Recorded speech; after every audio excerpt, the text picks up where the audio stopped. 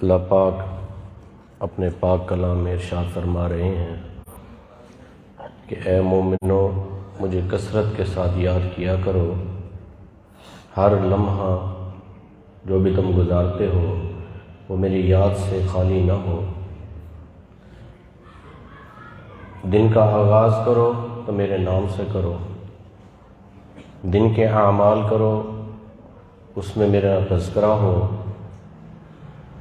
اور جب سونے لگو تب بھی پہلے میرا تذکرہ کرو، مجھے یاد کر کے سو۔ ایسے نہیں سو جانا، رات کو سونا ہے، اللہ سو رہے ہیں، پتہ نہیں صبح اٹھیں یا نہ اٹھیں، اٹھائے گا تو تو ہی۔ ہم تو غافل ہو کے سو جائیں گے، غفلت کی نیند سوئیں گے۔ النوم اخت الموت، نیند تو موت کی بہن ہے۔ کہتے ہیں جی سویا مرا برابر، نہ دنیا کا ہوش نہ جہان کا ہوش، اس کے اوپر سے کیا کچھ ہو جائے اسے کچھ پتہ نہیں چلے گا۔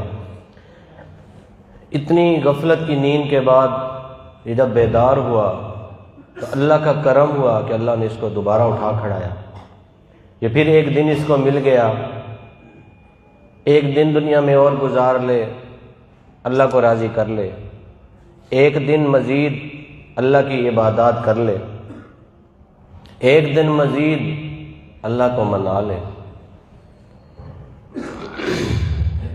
آدم علیہ السلام کے سامنے ان کی امتوں کی عمریں دکھائی گئیں۔ حضرت ادریس علیہ السلام کی عمر تھی 60 سال۔ تو آدم علیہ السلام نے پوچھا کہ میری عمر کتنی ہے؟ کہا 1000 سال۔ کہا ان کی عمر تو 60 سال، یہ 60 سال کیا کریں گے؟ ایسا کرو کہ میری عمر میں سے 40 سال ان کو دے دو، چلو 100 سال تو زندگی گزاریں۔ 40 سال مل گئے، 960 سال جب پورے کیے آدم علیہ السلام نے تو اجریل علیہ السلام آ گئے کہ آپ کا وقت پورا ہو گیا۔ آدم علیہ السلام نے کہا بھئی میری تو عمر 1000 سال تھی، میں نے تو ابھی 960 سال گزارے، ابھی تو میرے 40 سال باقی ہیں۔ تو وہ واپس گئے، یا اللہ آدم علیہ السلام تو ایسے کہہ رہے ہیں کہ میرے تو ابھی 40 سال باقی ہیں۔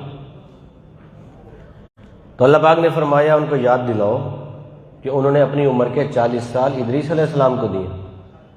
تو وہ واپس آئے، اللہ پاک فرما رہے ہیں آپ کی عمر کے 40 سال کاٹ کے ادریس علیہ السلام کو دیے گئے، آپ کے 960 سال پورے ہو گئے۔ تو آدم علیہ السلام نے فرمایا میرے رب سے کہو کہ 40 سال مجھے بھی دے دے، 40 سال ادریس علیہ السلام کو بھی دے دے، میرے رب کو کیا فرق پڑتا ہے، مجھے بھی 40 سال پورے کرنے دے، 40 سال ان کو بھی دے دے۔ اب سوچنے کی بات ہے کہ 40 سال انہوں نے کیوں مانگے؟ آدم علیہ السلام کہاں سے آئے؟ جنت سے، جنت سے آئے تھے، جنت دیکھ کر آئے تھے، جنت کی نعمتیں دیکھ کر آئے، جنت کی بہاریں دیکھ کر آئے۔ آپ نے ہم نے تو نہیں دیکھی، ہمیں تو زبان مبارک سے جو پتہ چلا یا قرآن پاک سے جو پتہ چلا کہ جنت میں یہ نعمتیں تیار ہیں ہمارے۔ آدم علیہ السلام تو وہ سب دیکھ کر آئے تھے، پھر کیوں 40 سال گزارنے چاہے مزید؟ وہ تو کہتے بھائی میں تو قید خانے میں زندگی گزار رہا ہوں 960 سال سے، مجھے تو جلدی لے چلو۔ کہاں جنت کی نعمتیں، کہاں دنیا کا قید خانہ؟ اب کسی بندے کو عالی شان محل سے نکال کے اور کال کوٹڑی میں ڈال دو کہ بھئی تیری 100 دن تیری سزا ہے، 100 دن۔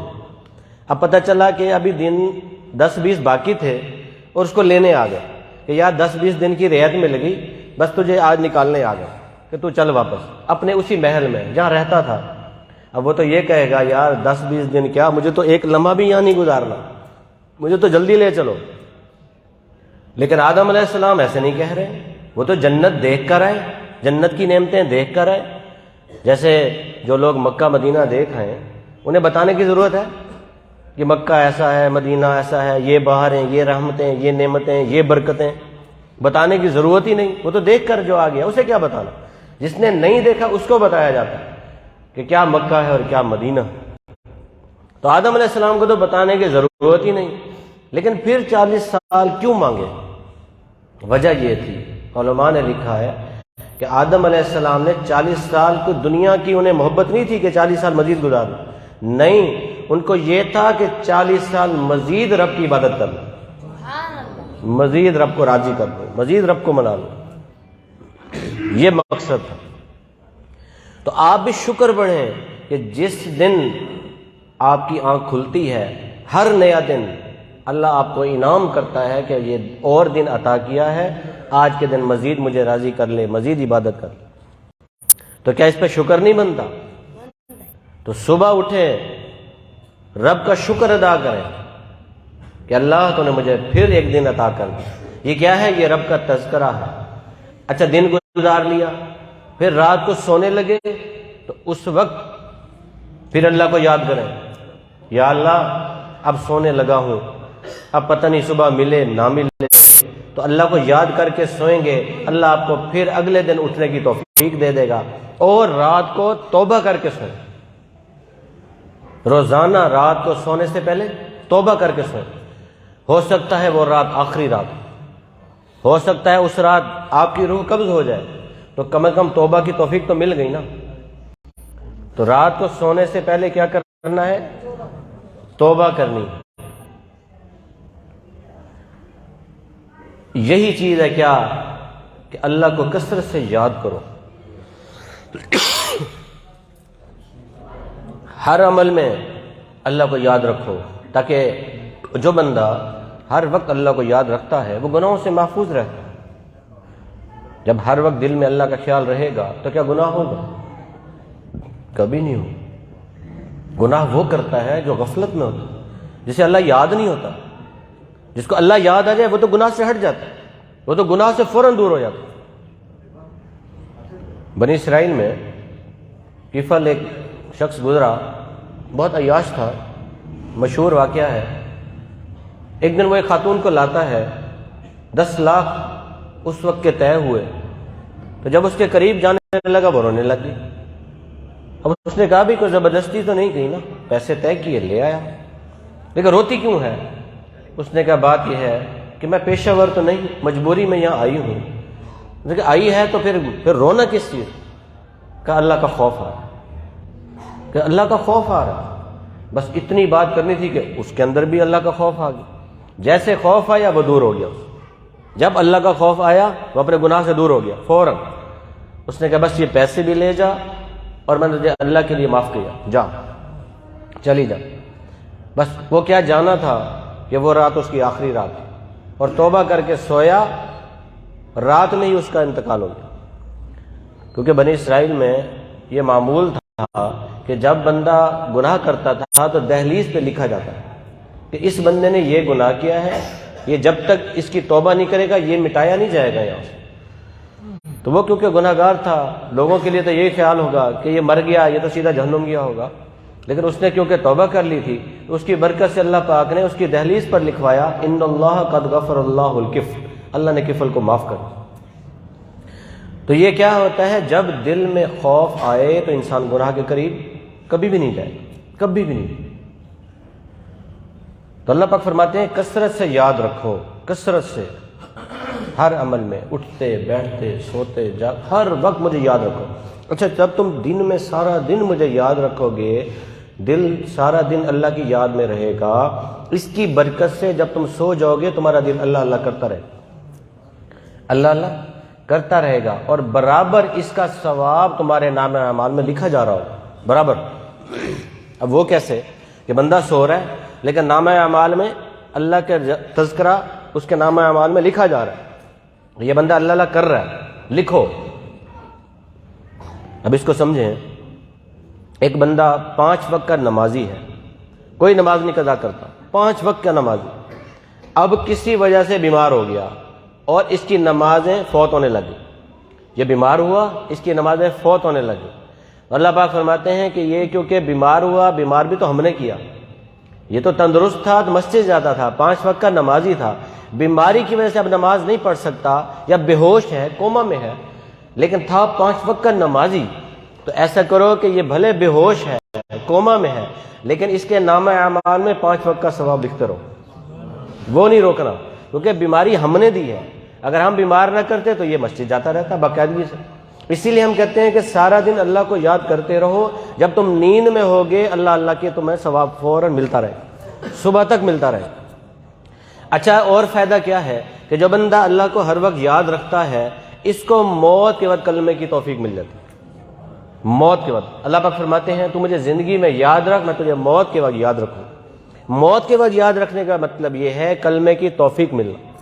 وہ کیسے ملتی ہے کہ جب اللہ پاک اسرائیل علیہ السلام کو بھیجتے ہیں کہ جاؤ میرے نیک بندے کی طرف، اور ایسے نہیں جانا کہ میرا بندہ ڈر جائے، اس حالت میں نہیں جانا، اس کے پاس دور سے جانا ہے اور آہستہ آہستہ اس کے قریب ہونا ہے کہ یہ تم سے مانوس ہو، اور جب اس کے قریب پہنچنا ہے تو جا کر اس کو کلمے کی تلقین کرنی ہے، اس کو جا کر بتانا ہے کہ تیرا وقت آ گیا ہے کلمہ پڑھ، اس کو تلقین کرنی ہے۔ یہ رب کا انعام ہے اس کے لیے جو بندہ ساری زندگی رب کو یاد رکھتا ہے، ساری زندگی یاد رکھتا ہے۔ اس کو اللہ کلمے کی توفیق بھی دلواتے ہیں، اس کا خاتمہ ایمان پہ بھی ہوتا ہے، اور اس کی قبر بھی منور ہو جاتی ہے۔ اور اللہ پاک فرماتے ہیں پھر جب تو زندگی میں یاد رکھے گا میں تجھے قبر میں بھی یاد رکھوں گا، وہاں بھی میں تیرے لیے پورا انتظام کر دوں گا۔ وہ قرآن پاک جو تو پڑھتا تھا، جو نمازیں تو پڑھتا تھا، قرآن پاک جو ہے قبر میں اس کے سر کی طرف سے عذاب جب داخل ہونے لگے گا، قرآن پاک اس کے سر کی طرف سے آ کر اس کی حفاظت کرے گا۔ نماز جو ہے وہ اس کے پاؤں کی طرف سے اس کی حفاظت کرے گی، روزہ جو ہے وہ اس کے بائیں طرف سے اس کی حفاظت کرے گا، صدقہ خیرات اس کے دائیں طرف سے اس کی حفاظت کرے گا۔ اب اس میں حکمت کیسے ہے؟ قرآن پاک جو بھی انسان پڑھتا ہے، ایک سورت بھی انسان یاد کرتا ہے تو حافظہ دماغ میں ہوا، پورا قرآن یاد کیا یا ایک سورت یاد کی یا نماز یاد کی، جتنا بھی حصہ اس نے یاد کیا ہے دماغ میں، اس لیے حفاظت ادھر سے ہوگی۔ اور اس نے نمازیں جو پڑھی ہیں یہ مسجد کو جاتا ہے نماز پڑھنے کے لیے چل کے، پاؤں استعمال ہوئے اس لیے نماز اس کی حفاظت کرے گی پاؤں کی طرف سے۔ روزہ جو یہ رکھتا ہے، روزہ ڈھال ہے، ڈھال ہمیشہ بائیں ہاتھ میں ہوتی ہے، روزہ اس کی حفاظت کرے گا اس طرف سے۔ اور جو صدقہ خیرات ہے وہ انسان دائیں ہاتھ سے دیتا ہے، صدقہ خیرات کرتا ہے، زکوٰۃ نکالتا ہے، یہ اس کی حفاظت کرے گی اس طرف سے۔ یہ سب انتظام میرا اللہ پاک کرے گا۔ اور اس کے بعد جب یہ میدان محشر میں چلا جائے گا وہاں بھی اللہ اس کے لیے پورا انتظام کرے گا۔ اللہ پاک فرماتے ہیں میں تجھے وہاں بھی نہیں بھولوں گا، میں تجھے آخرت میں بھی نہیں بھولوں گا، میں وہاں بھی پہلے تو تجھے بے حساب جنت میں داخلہ دے دوں، بے حساب۔ اگر ایسے اعمال تو کر کے نہ آیا جس کی وجہ سے تو بے حساب جنت میں نہیں جا سکا، پھر میں کسی کی سفارش سے داخل کروا دوں گا، کسی نہ کسی کی سفارش سے داخل کرواؤں گا۔ اگر وہ سفارش بھی تجھے نہ ملی تو پھر میں تجھے اپنے محبوب کی سفارش سے داخل کروا دوں گا۔ اگر تجھے وہ بھی نہ ملی تو پھر میں تجھے اپنی رحمت سے داخل کروا لوں گا۔ لیکن شرط کیا ہے؟ اللہ کو یاد رکھو۔ دیکھو یہ نہیں ہے، اللہ پاک فرماتے ہیں فَاذْكُرُونِي أَذْكُرُكُمْ، تم مجھے یاد رکھو میں تمہیں یاد رکھوں گا، یعنی تم مجھے یاد کرو گے تو میں تمہیں یاد کروں گا۔ اب اس کا یہ مطلب ہی نہیں کہ اب ہم اللہ کو یاد نہیں کرتے تو اللہ ہمیں یاد نہیں کرتا، نہیں، ہم اللہ کو یاد نہیں کرتے، اللہ ہمیں پھر بھی یاد رکھتا ہے، اللہ ہمیں ہر وقت یاد رکھتا ہے۔ اللہ ہمیں کیا، اللہ تو جانوروں کو بھی یاد رکھتا ہے، اللہ تو ہر اس چھوٹی سی چھوٹی مخلوق کو بھی یاد رکھتا ہے۔ ایک چھوٹا سا کیڑا جو پتھر کے اندر موجود ہے اللہ اس کو بھی یاد رکھتا ہے۔ موسیٰ علیہ السلام جب مدین سے واپس آ رہے تھے تو راستے میں دیکھا انہیں کہیں ایک آگ نظر آئی، تو اپنی گھر والی سے کہا کہ ذرا یہاں رکو، میں ذرا دیکھوں یہ آگ، شاید یہاں کوئی مجھے کوئی چیز مل جائے، کوئی مدد ملے۔ جب قریب ہوتے ہیں تو پتہ چلتا ہے اللہ پاک کی تجلی ہے، اللہ پاک ہم کلام ہوئے، نبوت عطا کر دی اور حکم دیا جاؤ فرعون کے پاس۔ اب انہوں نے کہا کہ میں تو جاؤں فرعون کے پاس، میری گھر والی کا کیا بنے گا، اس کا پیچھے کون خیال رکھے گا؟ کہا موسیٰ اچھا ایسا کرو، یہ ساتھ ایک پتھر ہے نا اس پہ آسا مارو۔ آسا مارا، پتھر پھٹا، اندر سے اور پتھر، پھر مارو، پھر مارا، وہ پھٹا، اندر سے اور پتھر، ایسے چھوٹے پتھر نکلتے گئے۔ جب آخری پتھر پھٹا اس میں سے کیڑا نکلا، منہ میں سبز پتا۔ اب وہ اللہ پاک نے فرمایا موسیٰ ذرا سنو نا یہ کیڑا کہتا کیا ہے۔ چھوٹا سا کیڑا، اس کو کان لگا کے سنو یہ کیا کہہ رہا ہے، کیا پیارے اس کے الفاظ۔ تو کیڑے نے کہا سبحان اللہ من یرانی ویسمع کلامی ویعرف مکانی ویرزقنی ولا ینسانی۔ کیڑے کے الفاظ، کتنے پیارا کلام ہے۔ سبحان اللہ، پہلے رب کی تعریف، سبحان اللہ من یرانی، پاک ہے وہ ذات جو مجھے یاد رکھتی ہے، جو میری جگہ، جو مجھے جانتی ہے، وَيَعْرِفُ مَكَانِي، میری جگہ کو پہچانتی ہے کہ میں کہاں ہوں، کتنے پتھروں کے بیچ میں رہ رہا ہوں، اس جگہ کی پہچان ہے میرے رب کو۔ وَيَرْزُقْنِي وَيَسْمَعُ كَلَامِي، اور میری بات کو بھی سن رہی ہے، میں جو رب کو پکارتا ہوں اللہ سنتا ہے مجھے۔ وَيَرْزُقْنِي وَلَا يَنْسَانِي، اور مجھے یہاں رزق دے رہا ہے اور مجھے بھولتا بھی نہیں، کہاں مجھے رزق دے رہا ہے۔ سلمان علیہ السلام نے دیکھا کہ ایک چونٹی منہ میں پتا لے کر تیز تیز دوڑ رہی ہے اور دریا کے کنارے پہنچتی ہے۔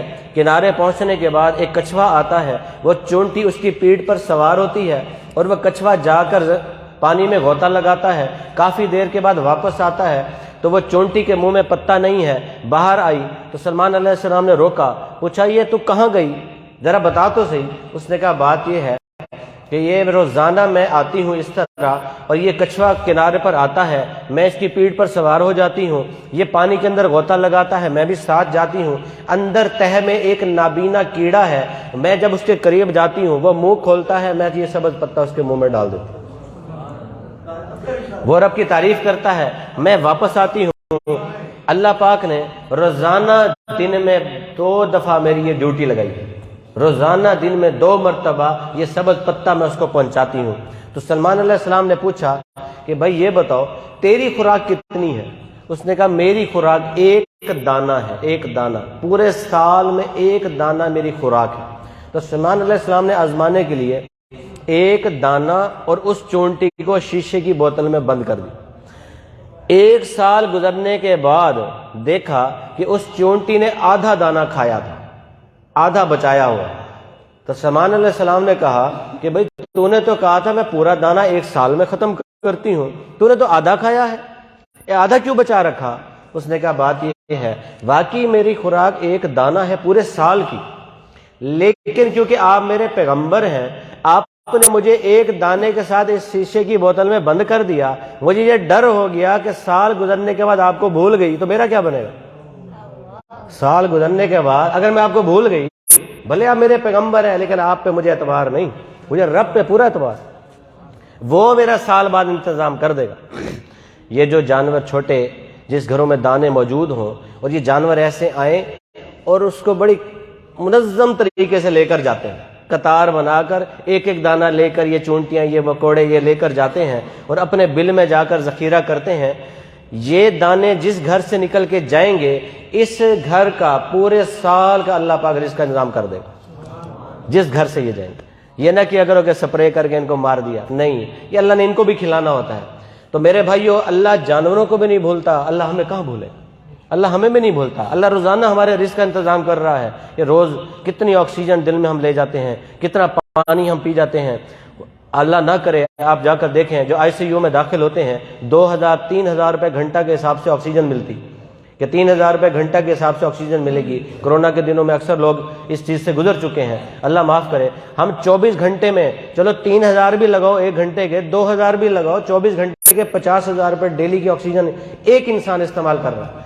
پانی مفت مل رہا ہے، یہی پانی جب آپ خریدتے ہیں 100 روپے کی 1.5 لیٹر کی بوتل ملتی ہے، اللہ جو آپ کو سارا دن زمین سے لاکھوں ٹنوں لیٹر نکال کے دے رہا ہے مفت میں، تو اللہ بھول گیا ہے؟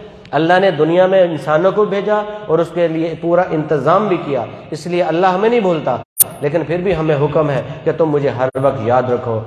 اس کا فائدہ تمہیں ہوگا۔ فائدے میں نے آپ کو بتا دیے کہ جب ہم پوری زندگی اللہ کو یاد رکھیں گے، اللہ ہمیں موت کے وقت بھی یاد رکھے گا، اللہ ہمیں قبر میں بھی یاد رکھے گا، اللہ ہمیں حشر میں بھی یاد رکھے گا۔ اللہ پاک سے دعا ہے اللہ پاک ہمیں عمل کرنے کی توفیق عطا فرمائے۔ وآخر دعوانا ان الحمد للہ۔